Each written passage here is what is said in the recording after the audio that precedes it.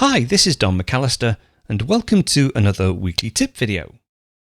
This week I'm going to take a look at how to remove camera shake when taking photos with your iPhone, and also a simple way to remotely control your camera from the Apple Watch. Now, we all know that the iPhone can take stunning photos, but one of the enemies of a good photo is the dreaded camera shake.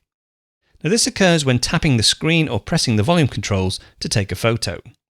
One way around this is to use the built-in timer in the camera app. So this is my iPhone 8 Plus. Now, normally when you're taking photos or videos with your iPhone, you will have it handheld, but that does introduce some problems with camera shake. So if I go into the camera application, now usually you would use the little button here to take a photo, or you can use the volume controls as well. But with it not being on a stand or a tripod, it does introduce an element of camera shake. Now, a good way to get around this is to use the built-in timer in the camera app itself.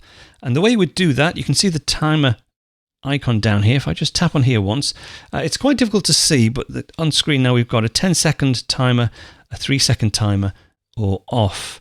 Now, the 10-second timer, you'll see it appears with 10 seconds here. This is great if you want to get into the frame. So if you want to set your camera up on a tripod, switch on the 10-second timer, and then that gives you time to get round to the front of the camera and get in the frame. But the one we're going to use is the 3-second timer. So if I go to here, so that's the 3-second timer selected, and then all you need to do is just take a photo as you would normally. The benefit being you can concentrate on keeping the camera still rather than trying to reach around and press one of the buttons. Let me just use the standard button to take a photo. There we go, 3 seconds. Then it will take a burst photo of 10 photos and automatically will select the best one. Now, if you're taking a crowd of people, you might want to go in and select the best one. You mightn't think that the best one is selected automatically. To do that, all you would do is go into the photo itself.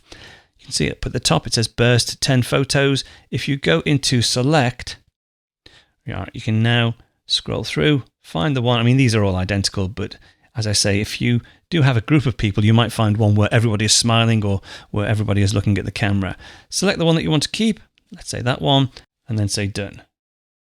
Now I can keep everything if I want, or just keep the one favorite. I'll keep the one favorite, and that is now my new photo.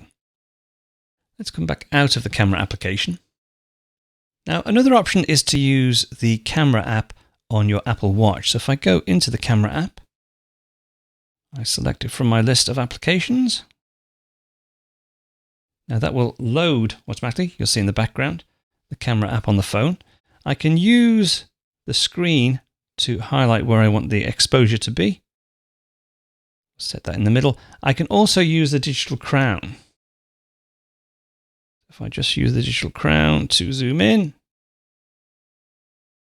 zoom out again, and then when I'm ready, I can just take either a single photo, or again, I can use the 3-second timer. And using the timer in this instance, although I'm not actually holding the phone, it gives me time to lower my wrist. So if I'm in the shot, I can just hit the 3-second timer, move my Apple Watch out of the way. Again, it takes a burst mode shot, and I haven't had to touch the camera in the phone at all. If you want to learn more about using your Apple devices, there are over 700 full video tutorials available to ScreenCastsOnline members, covering all aspects of the Mac, iPhone, iPad, Apple Watch, and even the Apple TV. Now, all full members receive a new Apple-related video tutorial each and every week, as well as a free subscription to the ScreenCastsOnline monthly magazine, packed with videos and articles on getting the most out of your Apple devices.